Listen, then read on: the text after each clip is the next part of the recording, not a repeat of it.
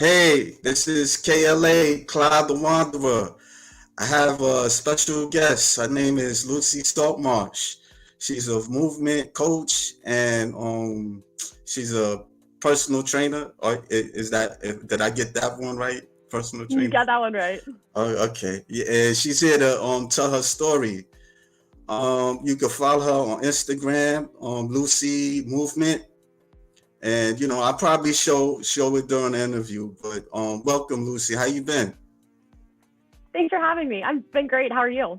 I'm okay. I'm all right, and just looking forward for this interview because I'm kind of was impressed with your reels that you did on Instagram. You did like you do like calisthenics, and you do gymnastics, and how do you incorporate that?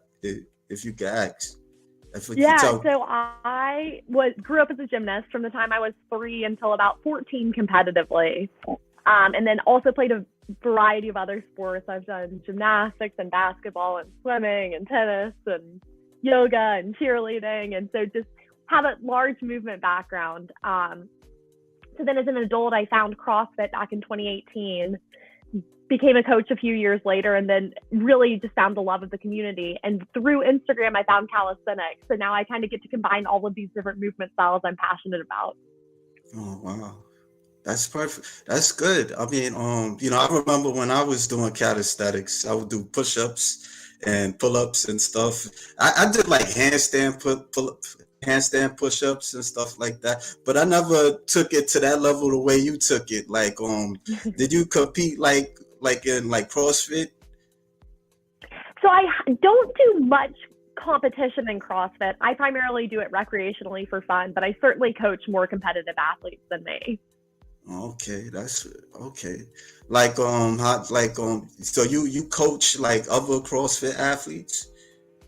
Yeah, so I coach anyone and everyone. We get anyone from who hasn't moved in maybe a year or two and is just wanting to get fit and start learning how to move again, all the way up to people who are going to the quarterfinals at the CrossFit Open and have hopes of being more competitive in the future. What kind of athletes you train? If you So I specialize. I've got kind of a funny niche. I specialize in working with mobility, primarily people who either are really tight and see the benefit of becoming a little more flexible with their strength training, or I really specialize in people who are overcoming injuries. So if there's some limiting factor, be it that you're coming back, like one of my clients right now just had a bicep tendon repaired. So he's coming back from surgery. So we know that there's a lot of imbalances between his two sides. So we're using mobility work and strength training to restore the base level of strength to the injured arm, and then also allow the rest of his body to move more fluidly. Oh, that's interesting. Okay. Um.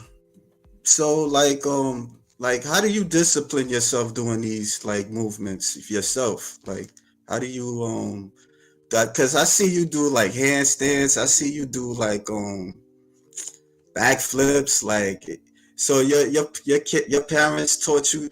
Your parents got you into doing that at a young age.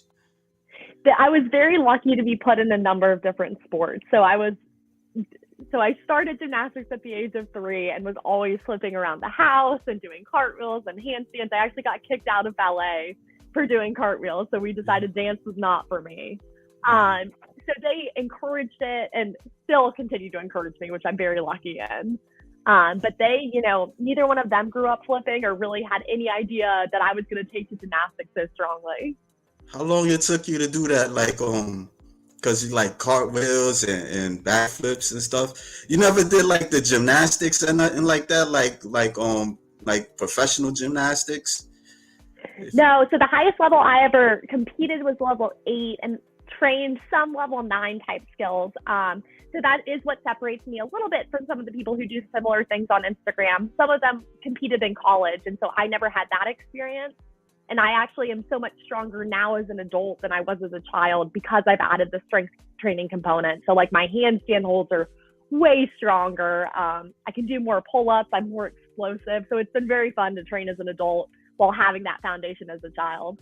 oh, so you at one point like you stopped and you kind of got back into that? Or why did you Yeah. stop? If you don't mind me Yeah. asking.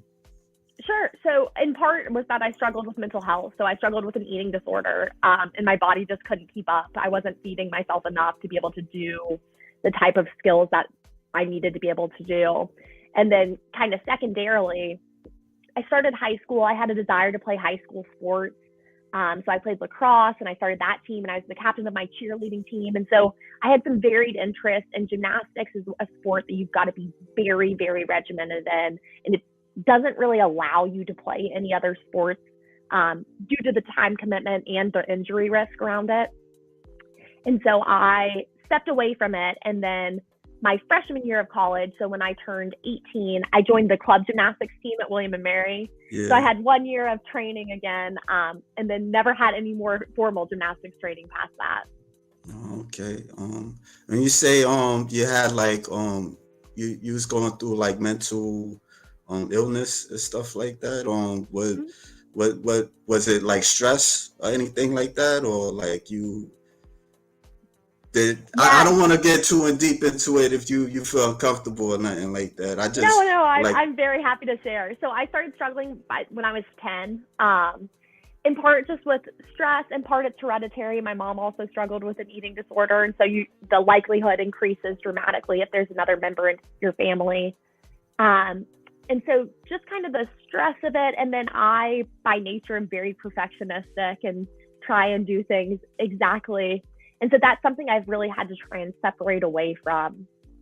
And so from, the time I was 10 to 20, off and on, I just had all of these kind of mental battles back and forth, even while I was progressing physically. So that's, something I'm certainly grateful to have a better handle on and have more coping skills around as an adult. yeah, like I can understand it, like you trying to get your mind right because like just like the exterior, you got to go through certain things, and you can't. It was this movie I seen. It was like a samurai movie, and one of the people in the movie, they said, what use are you with a strong, how are you able to have a strong, how are you able to have a strong body without a strong mind? And that always stuck out with me, just having like your mental, it comes first, because I've heard something like the mental and the physical, they're one and the same. Like one can't leave without the other, like if I'm articulating right. No, 100%. I mean, that mind body connection is so critical. And, the body can do so much, but a lot of times the mind is the limiting factor. Yeah. And if your mind doesn't trust your body and vice versa, it makes it very, very challenging. Yeah. Well, we got somebody on the comment. Rolando G. Hello, Salt Marsh. Hey, Clyde, I'm here. Yeah, that's just one of my regulars. He usually, I kind of interview bodybuilders and stuff, and certain things that you saying, it's a bit similar to what bodybuilders say. Like they compete and trying to get their mind right and stuff like that. So I'm gonna show like these slides. Hopefully, I do it right. Um,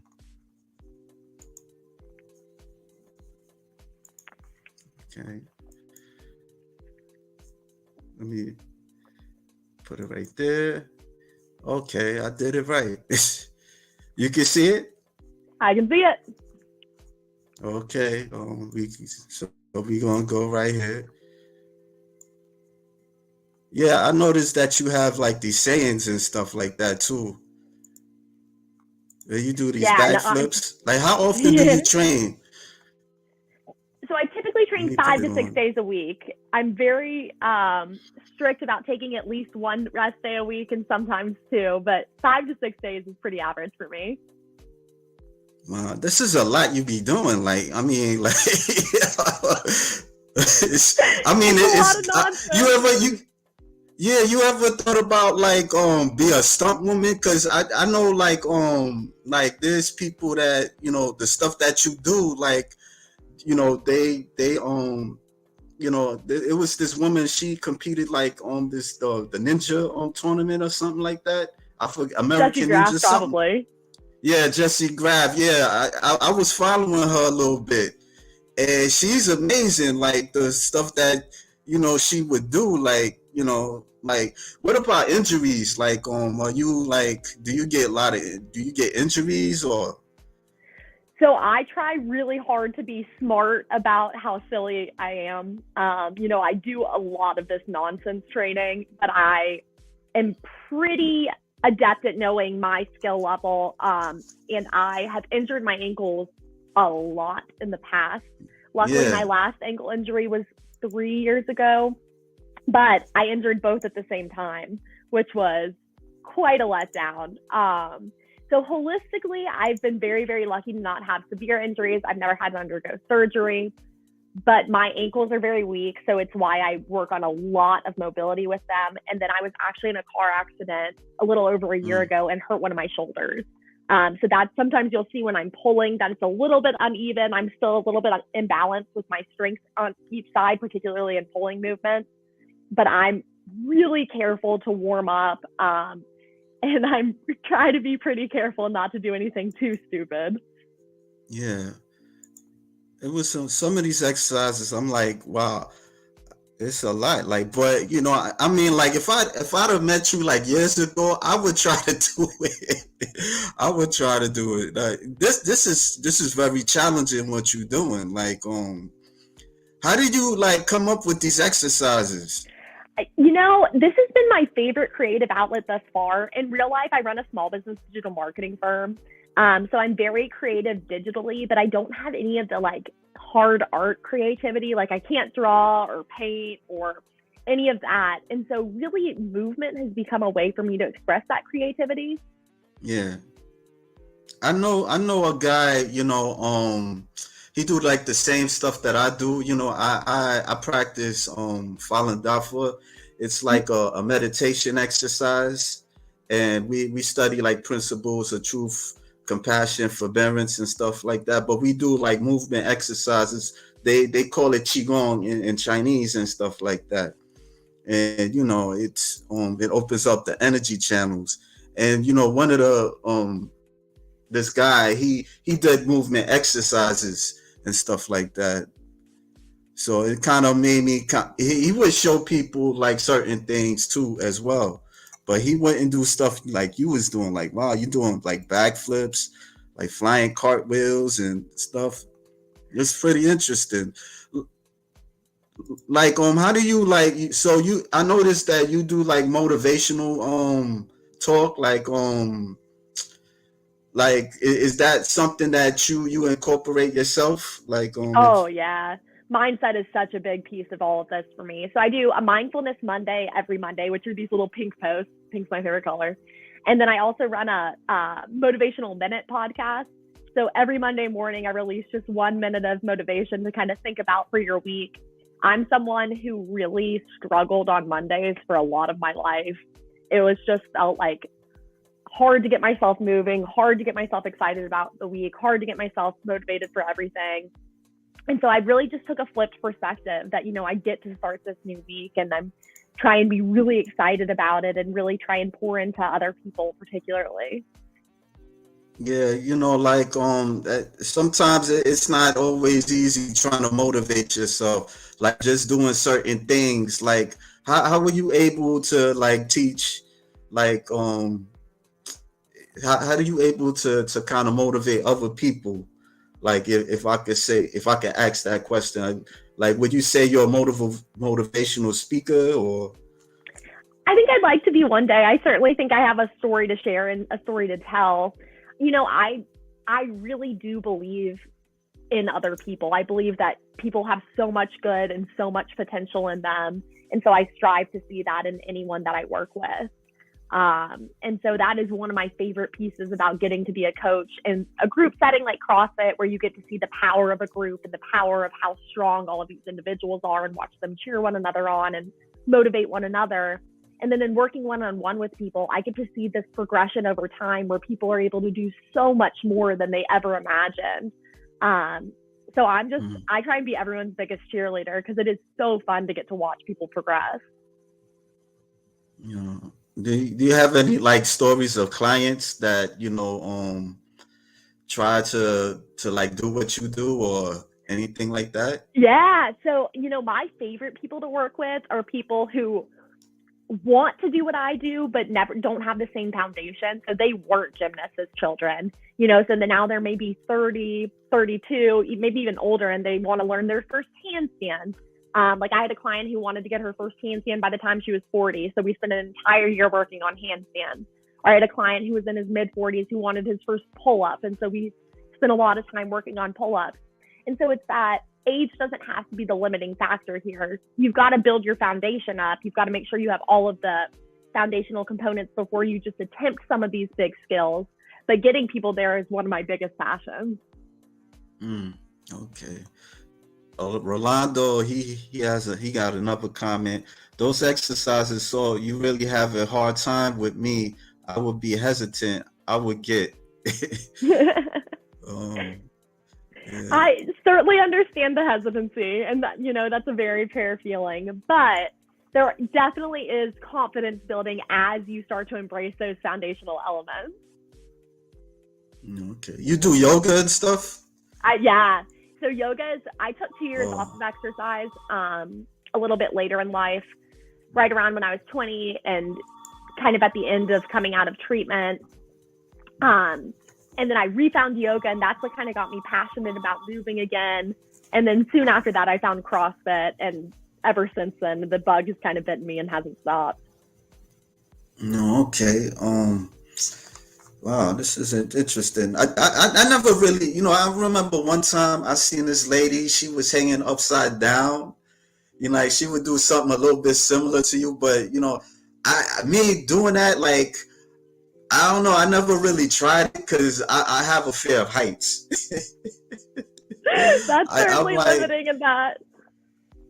the only time, there's things that I don't even really see like too many people doing, like even with men. Like, how do you like develop your upper body strength and stuff like that, knowing that you're a woman? Because men, we have like a more advantage than women. Like, I don't really see you guys. I see you guys do the handstands, but I don't see like anybody doing like pull-ups, like push-ups or anything like that to that degree.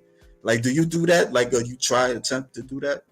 Oh, yeah. And so I think that what you're saying is absolutely true. Just our body, the way that our bodies sit, it is far easier for men to do some of these upper body movements than women. However, if you train it appropriately, you can absolutely get there.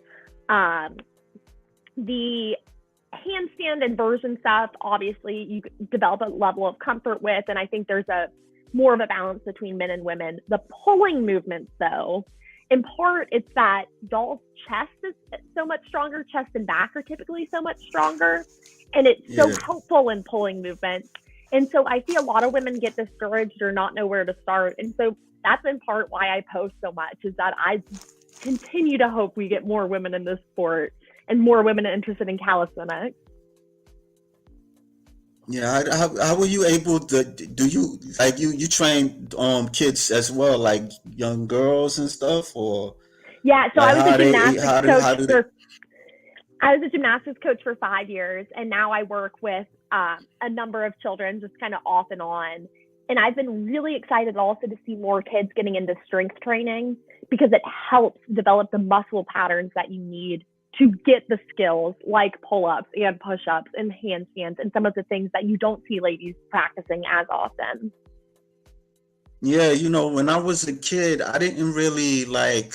I would play football and stuff like that, but I wasn't like really good in sports like that. I had to kind of like almost similar to you, like I had to develop it like in a way like I would run and stuff like that when I got older and stuff. Cause I remember somebody got like kind of encouraged me to run, and I didn't want to. I was like, I don't got no reason to run, but he was saying that it kind of gets your mobility going, and you get more agile and stuff like that. Cause I was still kind of learning and stuff.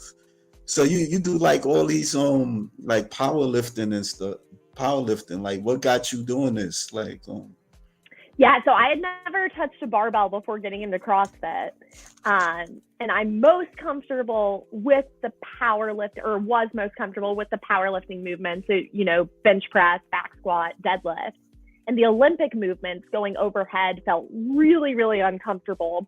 So I actually spent the last 18 months exclusively focusing, or not exclusively, but focusing less on CrossFit specific workouts and really trying to increase my strength with some of these overhead movements, the snatch, the clean and jerk, overhead squats, things of that nature.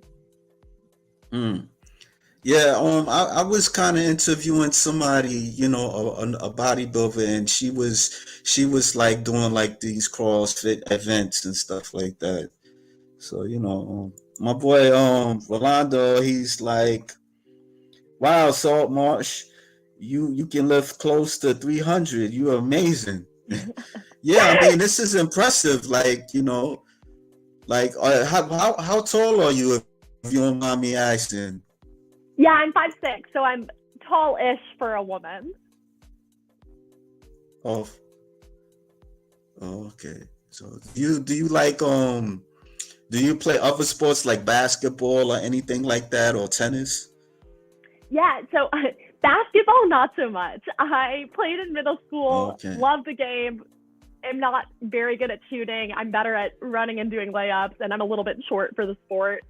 My family is Yeah. very athletic. Anytime we're all together, we play a lot of tennis and pickleball and golf. And so I definitely still stay very active in a variety of different sports. Okay. What's your eat like your nutrition, if you don't mind me asking?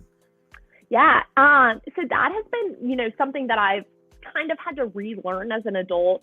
I don't follow any sort of diet plan other than the fact I really try and emphasize protein, and my body craves a lot of red meat. So that tends to be a staple of my diet. So I eat a lot of steak and ground beef and chicken, but complete dishes. I mean, nothing restrictive or nothing too crazy. I enjoy smoothies, lots of yogurt, just lots of protein. Yeah. I mean, at one point, I'm a little older. I remember I used to try to be a vegetarian, and my cholesterol was very high, and so the doctor was telling me that, I was like in my 20s, and he was telling me like, for somebody your age, your cholesterol is very high, and so I would kind of like look in books and stuff like that, and kind of read up on certain healthy foods and stuff, like, just try to keep me healthy. I was conscious, a bit, Mm-hmm. but I was getting skinny at one point, like really, like I was losing a lot of weight, when I was trying to do that. I slowly got back into like doing like chicken and stuff, and a little bit doing red meat and stuff. But does the food like affect you like at times, like when you working out? Because you said you eat red meat, and it's like, Yeah, it seems to work really well for my body. yeah, I also eat just a ton of food. I tend to need a lot more calories than uh, other people, or what I think other people perceive. Particularly women, they tend to want to go down on calories, cut down on fats, cut down on carbs. And what I've seen is, for most women, they need a lot more carbs than they ever imagined, and a lot more fats. I yeah. can tell that I'm not as explosive and don't have as much energy if I hadn't had carbs earlier in the day. So I've found that the more food I eat, the better all of my athletics get. Yeah. Oh, did you have anybody train you like to eat like healthy or something? Yeah, so certainly my mom set the foundation. We would always have some sort of protein, be it chicken or steak, and then some sort of carb, rice or pasta, or and then always a veggie with it. So that was kind of my foundational eating growing up.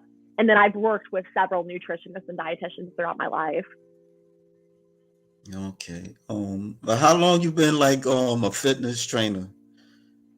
So I started coaching kids gymnastics almost a decade ago, maybe not quite that long, maybe 8 years. And so coached kids gymnastics for 5, and then I've been coaching CrossFit for nearly 3 in personal training. So even when I was coaching children, I was still doing private lessons. And so now that's just expanded and I'm able to kind of vary my offerings. Oh, okay. I don't have kids, but do you have kids like, or you just train them and stuff? Just train them. Okay. Wow. I mean, when I seen it, I was like, wow, I need to give you a talk. I need to, talk with you. Cause I see a lot of, people like you, they're like, CrossFit or personal trainer. And, sometimes I want to go a little bit outside of female bodybuilders and stuff. I see like somebody athletic as it's, wow, it's incredible. Like you could be a superhero, if you want to be. You ever Well, try to like you ever try to audition for like a role or anything, like a stunt woman? So that's something I'm looking to get into. I'm finishing up my stunt resume Yeah. and finishing putting together that reel. Yeah, that's dope. Like, I mean, I remember like one time this lady, like, she was trying to teach me like the back walk over, but I didn't. I don't know. I kind of stopped doing that. For some reason, I was doing other things. So, yeah. Like, huh? Yeah. Is it froze or something? Can you hear me? Oh, no, I was actually. Can you hear me? It's a little bit choppy. Yeah. This kind of froze and stuff. No, I was asking like how many backflips that you do.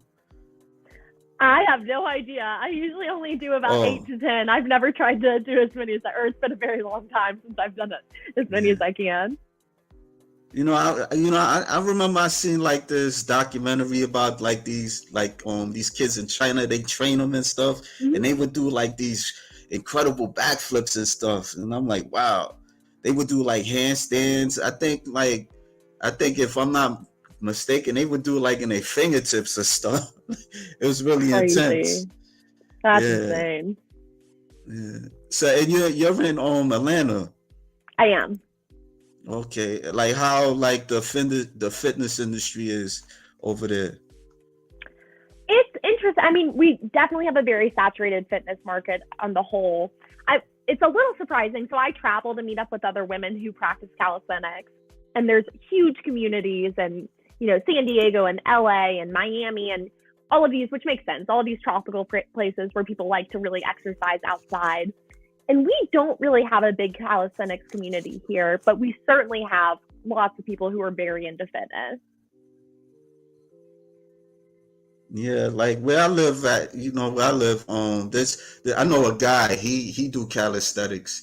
He's probably like 80 years old if I'm not mistaken. And he been doing that for years, certain things to teach me how to do. I stopped because I was like into doing meditation and stuff. That's why I don't do it too much. But he would try. I remember one time he had me doing like one-arm pull-ups and stuff. I would try to do it. I seen it on TV, like I seen it in a cartoon, and I wanted to see if it was possible to doing it. And I seen like one guy, he actually did it. Like he actually did it, and he showed you like kind of bring your arm like together, like you don't have to. It's like a gradual movement. It makes perfect sense. It seems like it consists of a lot of strength, but it's like a technique. Yeah, a technique. But I do it, but I wasn't focused on it. But yeah, I mean, like kind of obstacles that you go through in life, and and try to overcome it, like because you're a motivational speaker. Could you say it one more time? Sorry, it cut out a little bit. Yeah. Like what kind of obstacles in life, and how do you overcome those obstacles? Yeah, I mean, just anytime anything pops up and I'm not sure what to handle, I just always try and tell myself to just keep doing the next right thing. So wherever the opportunity is to do the next right thing, that's the direction I try and head. And just know that any of the hard times and bad times are only going to last for so long. To use the community that surrounds me, to ask for help when I need it, and then to just breathe and stay in the moment, because it doesn't do any good to ruminate in the past or try and project into the future. Yeah. Yeah. I think that's about it. It kept coming in and out. I heard some of it, but but I think that's about it, because I just wanted to check you out because I seen your Instagram. I was very impressed with it. So I don't Well, want to thank take you. too And thank much of you your so much for time. having me. I really appreciate it. No problem. You want to tell the viewers where to meet you at again, or? Yeah. So you can find me on Instagram at Lucy Movement, LucyMVMT. I'm also on TikTok, same name with a little underscore at the end. I'm just starting my YouTube channel. I should have long form video coming in April, but I've got some shorts up there now at Lucy Movement. And then it would mean the world to me if you would check out my podcast, Monday Motivational Minute. It's on Spotify and Apple Podcasts and all of your favorite listening platforms. Yeah, I seen like on the YouTube, the YouTube shorts as well. I seen that. Yeah. But thank you. Thank you. Thank you. I really appreciate it. No problem. All right, folks, that's it.